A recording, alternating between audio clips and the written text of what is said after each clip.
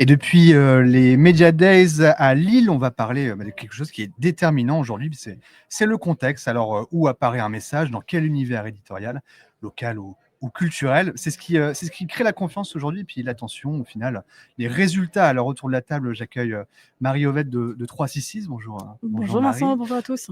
Caroline Duré, le Prisma Média Solutions. Bonjour. Pauline Koenig de Médiavision. Bonjour. Et Bertrand Spinelli de Skyrock Public. Bonjour. Bienvenue à tous les quatre. Alors, on va commencer par toi, hein, Marie, par 366 et la proximité, parce que finalement, ce contexte-là, il est présent aujourd'hui et plus que tout à Lille, à Strasbourg et à Lyon, où ont eu lieu les Media Days en local. Et aujourd'hui, cette proximité elle imprègne cette essence de confiance qui est assez important, notamment dans les médias locaux. Et c'est ce qui infuse finalement aujourd'hui la société française, j'ai envie de dire, et notamment le problème démocratique. Effectivement, ouais, merci Vincent. On voit qu'aujourd'hui, l'information locale, c'est un lieu de confiance. Pourquoi ? Parce qu'on voit que le récit de la France, il se joue vraiment beaucoup à l'échelle locale. L'information locale, elle n'a jamais été aussi stratégique, aussi importante qu'à l'approche des municipales en mars 2026 qui arrivent.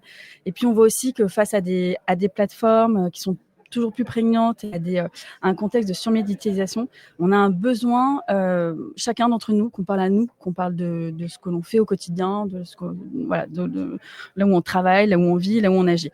Le meilleur exemple aujourd'hui, je trouve que c'est le président qui est intervenu, qui a déjà fait 3 ou 4 dates, et à chaque fois qui est intervenu dans des villes pour pouvoir débattre du sujet qui est important, c'est la démocratie, les réseaux sociaux, les algorithmes. Et pour ça, en fait, il s'est appuyé sur les titres de presse quotidienne régionale pour pouvoir organiser ces débats, faire venir le plus de personnes possible avec une représentativité qui soit la plus équilibrée, la plus représentative de la population française. Et il s'est appuyé sur les marques de PQR. Dernièrement, c'était à Arras avec La Voix du Nord. Et puis, je dirais que ce lieu de confiance sur ces marques locales, c'est aussi un lien de confiance. C'est un lien de confiance. Pourquoi ? Parce que la presse quotidienne régionale, partout où vous allez en France, vous allez trouver un titre de presse quotidienne régionale. Ici, c'est La Voix du Nord, Nord-Éclair. En Normandie, c'est Paris Normandie. Bon, je ne vais pas tous les faire, mais voilà, c'est presque 6000 journalistes, 250 éditions. Quand vous lisez La Voix du Nord à Dunkerque ou à Lille, c'est des éditions qui sont différentes. Vous avez une information locale qui est différente. Et c'est une information de proximité. C'est une information qui est vérifiée par nos journalistes, vérifiable par nos lecteurs, puisqu'on parle de ce qui se passe chez eux. Et c'est une information qui est exclusive et surtout utile. Donc voilà, c'est ce lien qui est un lieu de confiance, en fait. Alors, c'est intéressant, parce qu'on parle de volume, les volumes de la PQR en local. La presse, justement, est présente un peu partout dans ces territoires, dans des grands groupes de presse également. Il y a beaucoup de titres, notamment chez Prisma. Comment on garantit cette qualité de contexte ? Alors, on garantit la qualité du contexte, je pense, par la qualité du contenu. Tous les médias autour de cette table que nous sommes des producteurs et des diffuseurs de contenu. On est producteurs et diffuseurs de contenu. On pourrait dire qu'au même titre que des influenceurs sont devenus des médias, les médias sont des influenceurs. Voilà, on a mélangé un peu les deux univers. Mais justement, dans un monde qui est ultra saturé de contenu en tout genre, d'IA, de fake news, d'avis douteux, les médias restent et resteront des médias, en fait, et des curseurs, des repères de stabilité et de confiance. Et vraiment, ça, c'est important. Donc, on parle d'autorité des marques médias. L'autorité, on appelle ça les journalistes, les experts en tout genre, les avis, encore une fois, sourcés et vérifiés. Elle est clé pour le grand public. Et donc, elle est essentielle, en fait, pour donner de l'impact et de la crédibilité aux marques qui viennent s'adosser en immersion dans ce contrat de confiance. Donc, il y avait une étude d'ailleurs in context qui avait été faite par le CSA qui prouvait que les campagnes en contexte, donc j'entends par là des campagnes beauté dans des environnements beauté, des campagnes éco dans des environnements économiques, généraient plus de 48% d'attention, plus de 58% d'agrément et plus de 50% d'intention d'achat. Donc, on prouve bien vraiment que le contexte a son importance et génère plus que, enfin en digital, plus que des campagnes qui sont hors contexte. Mais je pense qu'on a passé le stade vraiment du contexte et de la marque caution en tant que telle. On est vraiment plutôt dans un sujet, on en souriait, mais là, le sujet de notre table ronde, c'est contexte is king. Là, je pense qu'on est plutôt dans un sujet de autorité is queen. Qui va encore une fois bien au-delà. Donc, je vais prendre un exemple qui parlera à tout le monde et j'espère d'offenser personne, que je remets à mon ami Charles, je lui dois cette réplique.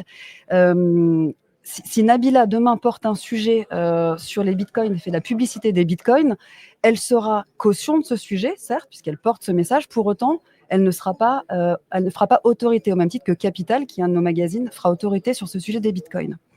Donc voilà, cette autorité, on l'a travaillée en print, on l'a travaillé il y a une dizaine d'années, quinzaine d'années en digital, on la travaille depuis 5-6 ans en social et aujourd'hui, on la travaille de plus en plus même sur les agents conversationnels, donc ce qu'on appelle les LLM.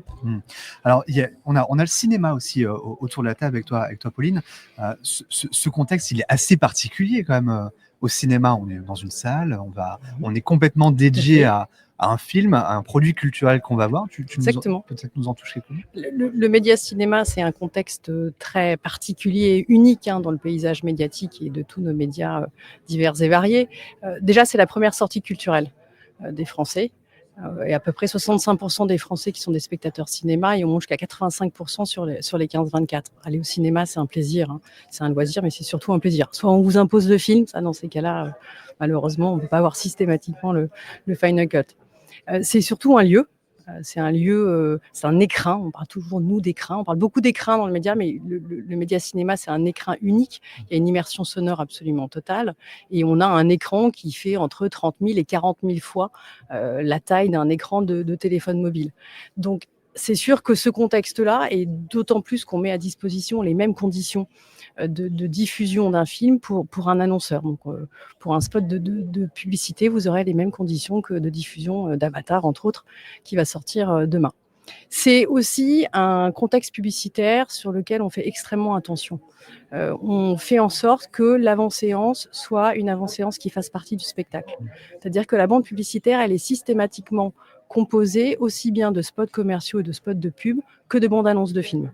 Donc, on n'a pas cette impression de tunnel pub qui peut parfois être un petit peu réfractaire, ou en tout cas avoir un avis a priori assez négatif pour le spectateur. D'ailleurs, 60% des spectateurs de cinéma considèrent un avis positif sur la bande publicitaire qui passe au moment de l'avant-séance. Et la dernière chose qui est assez essentielle, c'est cette magie de l'exclusivité culturelle française, c'est la chronologie des médias. C'est-à-dire que quand on va voir un film au cinéma, il est disponible légalement nulle part ailleurs.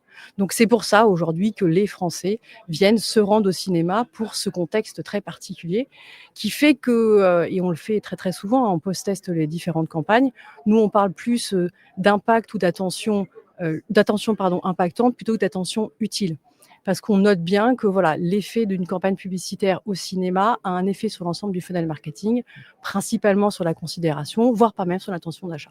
Donc voilà ce contexte très particulier lié à ce contenu culturel, comme tu le disais. Bien sûr. Et puis, on a tous, j'ai envie de dire, un cinéma à côté de chez soi. Et il y a toujours cet enjeu de proximité qui est important. La proximité, on l'a aussi aujourd'hui en radio, parce qu'on a un poste de radio peut-être dans sa salle de bain ou peut-être dans son téléphone ou dans sa poche.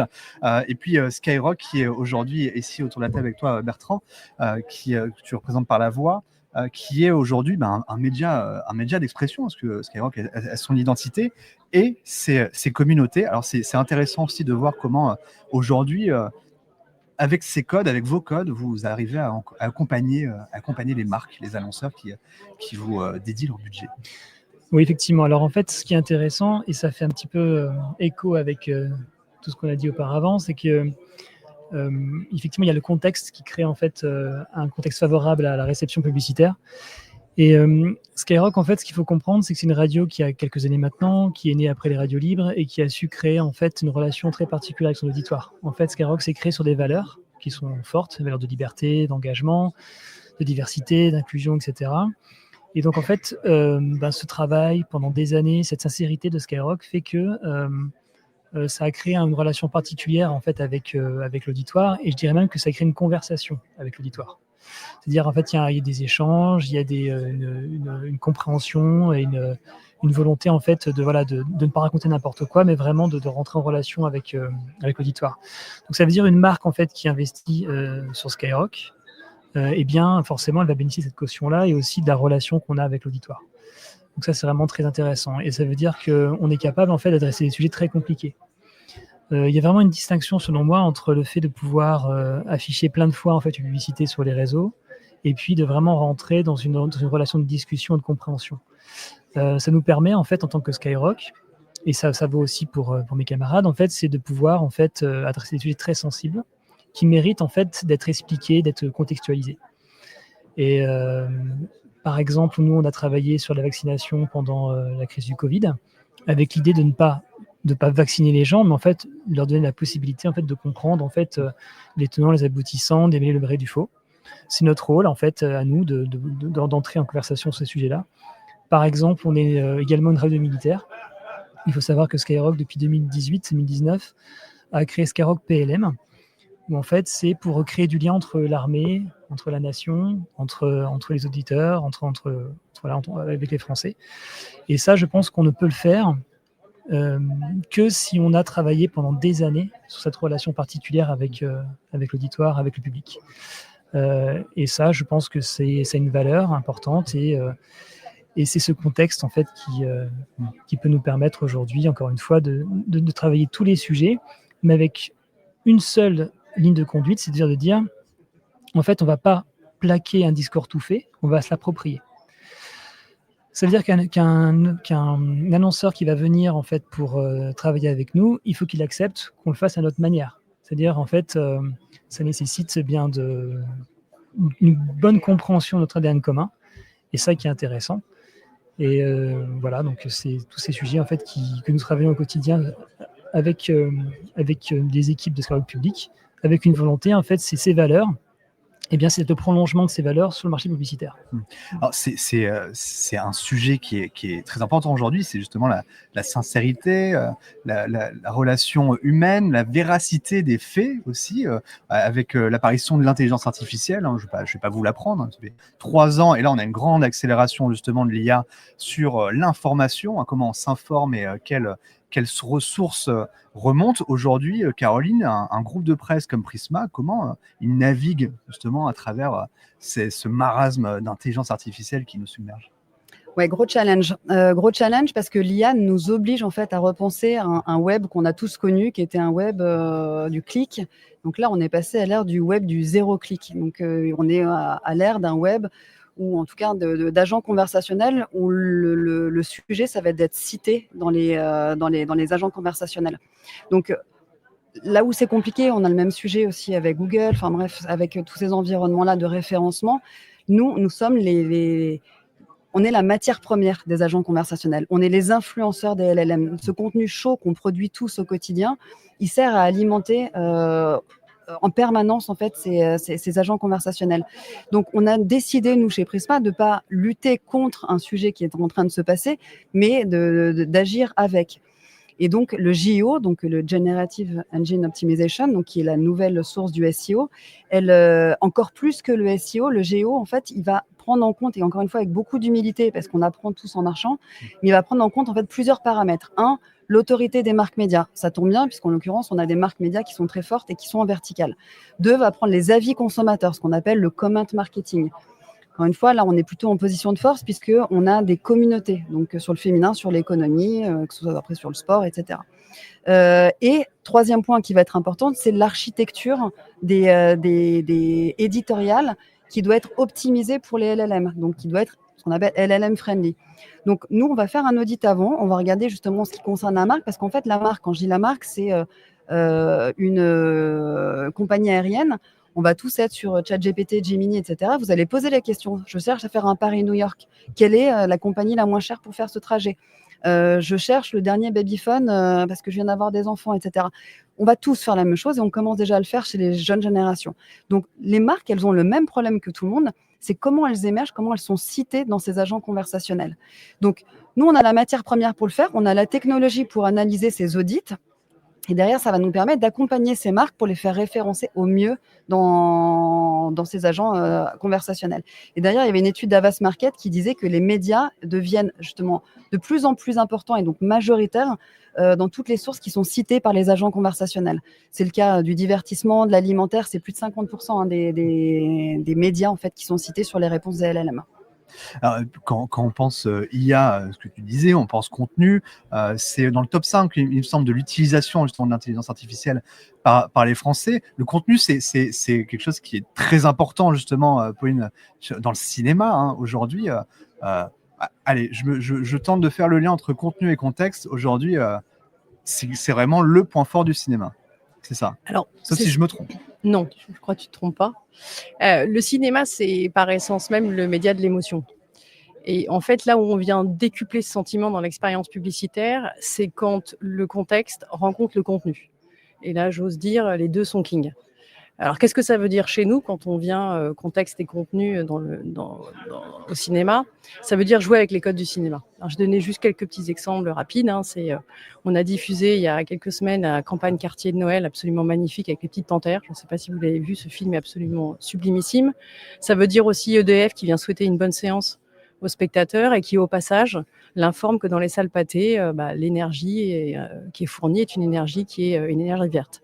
Ça veut dire aussi McDonald's qui vient en début d'année s'associer à notre petit personnage, le petit mineur, pour faire un contenu très marrant autour du cinéma.